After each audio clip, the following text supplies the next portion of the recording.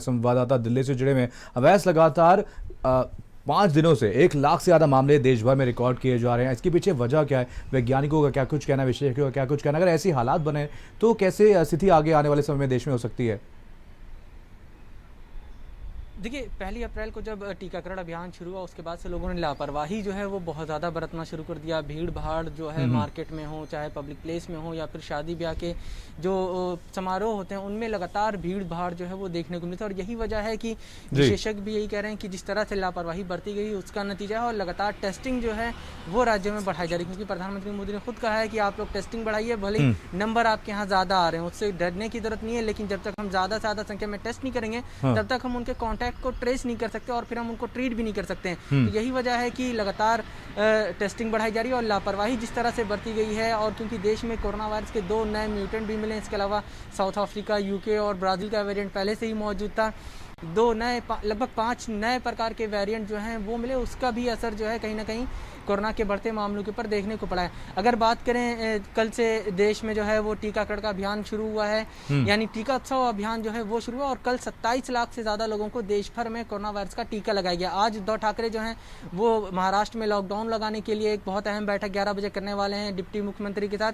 और ऐसा माना जा रहा है कि इस बैठक में महाराष्ट्र में 7 दिन के लॉकडाउन की घोषणा जो है वो हो सकती है, क्योंकि कल टास्क फोर्स के साथ जब बैठक किया था तो उन्होंने कहा था कि 14 दिन का लॉकडाउन जो है वो लगाया जाना चाहिए। लेकिन उद्धव ठाकरे का ये मानना है कि 14 दिन बहुत ज़्यादा हो जाएंगे, ऐसे में 7 दिन का लॉकडाउन जो है वो लगाया जा सकता है। तो कहीं ना कहीं महाराष्ट्र में लॉकडाउन की स्थिति पैदा हो गई है। दिल्ली के मुख्यमंत्री ने खुद कहा है कि अगर अस्पतालों में बेड की कमी होती है तो हम लॉकडाउन लगाने में हिचकिचाएंगे नहीं। तो फिलहाल अगर दिल्ली के अस्पतालों की बात करें तो दिल्ली में ज़्यादातर अस्पताल में 70 से 80% बेड जो हैं वो ऑक्यूपाइड हो चुके हैं, यानी भरे हुए हैं। यानी 20 से 30% बेड ही दिल्ली के अस्पतालों में खाली। हालांकि दिल्ली में कई सरकारी अस्पतालों में किसी में 1000 बेड बढ़ाए गए, किसी में 500 बढ़ाए गए।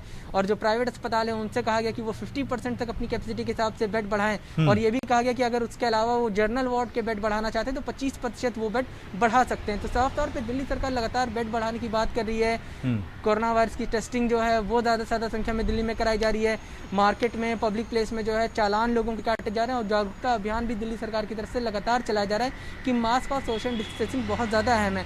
आज सुबह ही की बात करें तो गाजीपुर मंडी और दूसरी मंडी जो दिल्ली की है, सब्जी मंडी, वहाँ पे भारी भीड़ जो है वो देखने को मिली और सोशल डिस्टेंसिंग और मास्क जो है वो नजर है। कुछ लोग ही मास्क लगाकर नजर आए। साफ तौर पे लोगों को खुद जागरूक होना पड़ेगा। जब तक हम जागरूक नहीं होंगे तब तक हम कोरोना वायरस को नहीं रोक सकते। बिल्कुल।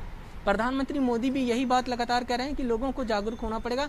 मास्क, टीका ठीक है, टीका लग रहा है, एक तरफ आप टीके को जोर दीजिए, टीका ज़्यादा से ज़्यादा लगाइए। और यही वजह है कि टीके के लिए एक नया स्पेशल अभियान 11 से 14 तारीख तक के लिए चलाया जा रहा है। लेकिन प्रधानमंत्री ने इसके अलावा ये भी कहा है कि सोशल डिस्टेंसिंग और मास्क जो कोरोना की मेन प्रोटोकॉल है उसका पालन करना होगा। कई राज्यों से ये भी मांग उठ रही है कि ये जो कोरोना वायरस है वो 45 से कम वालों में ज़्यादा तेज़ी से फैला है। कल दिल्ली के मुख्यमंत्री ने भी कहा कि जो दिल्ली में कोरोना वायरस के केस आ रहे हैं वो 20 से 35 वाले जो लोग हैं उनमें 40% लोग ऐसे हैं जिनमें कोरोना वायरस के टेस्ट जो संक्रमण है वो फैल रहा है। ऐसे में इनको भी टीकाकरण सबको रोकना चाहूँगा। सीमा भी हमारे साथ, हमारे संवाददाता लखनऊ से जुड़े हुए हैं। सीमा, आज सीएम योगी आदित्यनाथ अधिकारियों के साथ एक बैठक भी करने वाले, क्या लगता है आज कुछ बड़े फैसले लिए जा सकते हैं?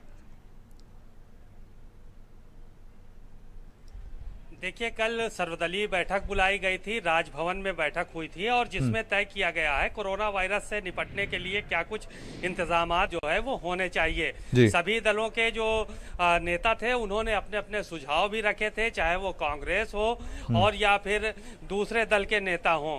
बहुजन समाज पार्टी के नेता पहुंचे थे, कांग्रेस के नेता पहुंचे थे और भारतीय जनता पार्टी के नेता मुख्यमंत्री योगी आदित्यनाथ सहित दोनों डिप्टी सीएम सुरेश खन्ना और स्वास्थ्य मंत्री भी वहां पे मौजूद थे। तमाम अधिकारियों के बीच में बात हुई कि किस तरह से कोरोना वायरस पर नियंत्रण पाया जाए और सभी लोगों ने अपने अपने सुझाव रखे। मुख्यमंत्री ने भी बताया कि किस तरह से इंतजाम करने की बात कही गई है। लखनऊ में बेड बढ़ाने के लिए बोले गए हैं, क्योंकि लखनऊ के हालात इस वक्त उत्तर प्रदेश में सबसे ज्यादा खराब हैं। यहाँ पर चाहे वो प्राइवेट अस्पताल हो चाहे सरकारी अस्पताल हो, यहाँ पर कहीं पर भी बेड नहीं अवेलेबल है। तो सबसे ज्यादा जरूरत वेंटिलेटर, ऑक्सीजन और बेड की है ताकि मरीजों को अच्छा इलाज मिल सके। जबकि 60% जो मरीज है कोरोना वायरस का वो अपने घर पे होम आइसोलेट है। उसके बाद भी इस तरह के हालात लखनऊ के अंदर बने होना कहीं ना कहीं चिंताजनक है। मनीष, बिल्कुल।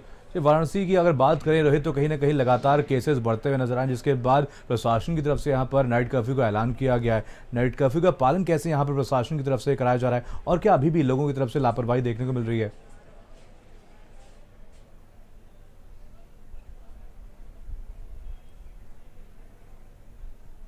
चलो, हमारा संपर्क टूट गया, एक बार फिर से संपर्क करने की कोशिश करेंगे। मेरठ से हमारे साथ हमारे संवाददाता नरेंद्र जुड़े हुए हैं। नरेंद्र, यहाँ पर अगर अस्पतालों की बात करें तो अस्पतालों में कैसी तस्वीरें आप देख पा रहे हैं, और क्या कुछ तैयारियां यहाँ पर बढ़ते कोरोना संक्रमण को लेकर के की गई हैं?